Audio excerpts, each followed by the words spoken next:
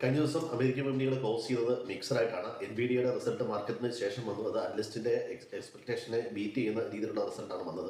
ഇന്നിപ്പോൾ Asian വിപണികളും മിക്സഡായിട്ടാണ് trade ചെയ്തുകൊണ്ടിരിക്കുന്നത്. ഇന്നലെ എക്സിറ്റ് പോൾ റിസൾട്ട് വന്നിരുന്നു.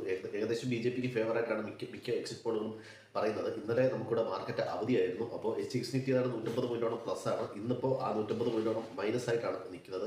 അപ്പോൾ മാർക്കറ്റ് ഇന്നത്തെയും പോയിന്റഡ് ഒന്ന് അഡ്ജസ്റ്റഡ് ആവാൻ സാധ്യതയുണ്ട്.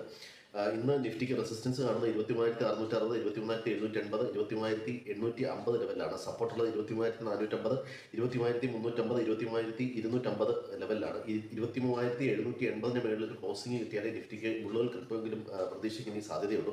ബാങ്ക് നിഫ്റ്റിയെ സംബന്ധിച്ച റെസിസ്റ്റൻസ് 50,900, 51,200, 51,400 ലെവലാണ്. സപ്പോർട്ട് 50,330, 50,050, 49,800 ലെവലാണ്. ഇന്ന് പ്രധാനമായും വരാനിരിക്കുന്ന ഡേറ്റ US ജോബ്ലെസ് ക്ലെയിമും അതുപോലെ എക്സിസ്റ്റിംഗ് ഹോം സെയിൽസും മാത്രമാണ്. ജിയോ പൊളിറ്റിക്കൽ ടെൻഷനാണ് ഇപ്പോൾ മാർക്കറ്റിന്റെ